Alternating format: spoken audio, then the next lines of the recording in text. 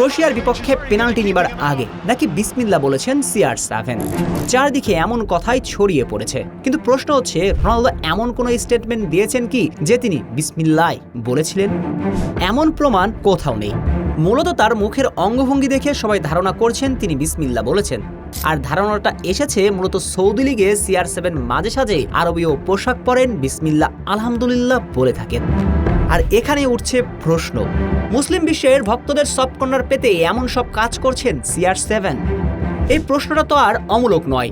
যদিও অনেকে দাবি করছেন সৌদির নিয়মকানুন অনুকরণ করেন সাবেক রিয়াল তারকা। তাহলে এই ছবিটা দেখুন তো, এটা কি সৌদির কালচারের মাঝে পড়ে?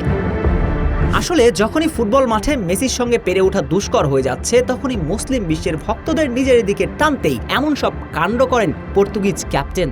এই প্রশ্নটাই এখন নেটিজেনদের। গভীরভাবে চিন্তা করলে নেটিজেনদের এই ধারণাটাও কিন্তু যৌক্তিক।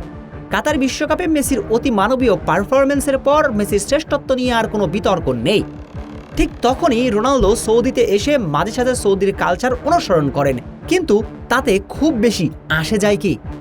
কারণ তিনি তো আর ইসলাম ধর্ম গ্রহণ করেননি, উল্টো ইসলামের সঙ্গে সাংঘর্ষিক এমন জীবনযাপন করে যাচ্ছেন। যদিও রোনালদো কেমন জীবনযাপন করবেন এটা সম্পূর্ণ তার ব্যক্তিগত অধিকার, এখানে হস্তক্ষেপ কেউ করতে পারেন না। কিন্তু প্রশ্ন হচ্ছে, রোনালদোর মাঝে সাঝে বিসমিল্লাহ আলহামদুলিল্লাহ ইনশাআল্লাহ বলা কেন ফুটবল মাঠের শ্রেষ্ঠত্বের মানদণ্ড হিসেবে দাঁড় করাতে চায় তার ভক্তরা?